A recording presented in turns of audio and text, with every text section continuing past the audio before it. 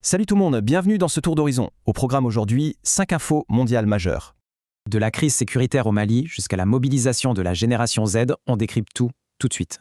On commence avec le Mali. Et franchement, la situation sécuritaire sur place se dégrade à une vitesse folle.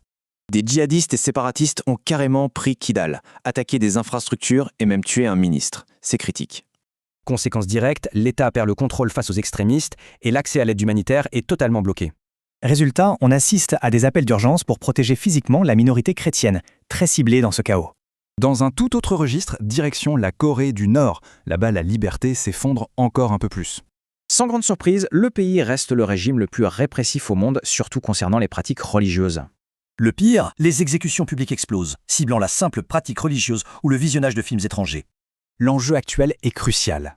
Comment réussir à soutenir ces personnes contraintes de vivre dans une clandestinité absolue? Autre info marquante, on parle de la génération Z. Le docteur Tim Elmore souligne leur potentiel énorme.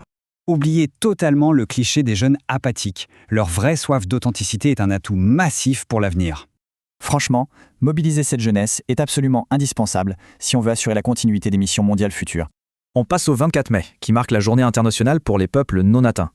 C'est fou, mais au XXIe siècle, un tiers de l'humanité n'a toujours absolument aucun accès aux messages.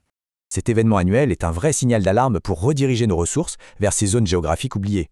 Enfin, dernière info, l'équipement sur le terrain. De nouveaux outils hyper pratiques émergent pour soutenir les travailleurs.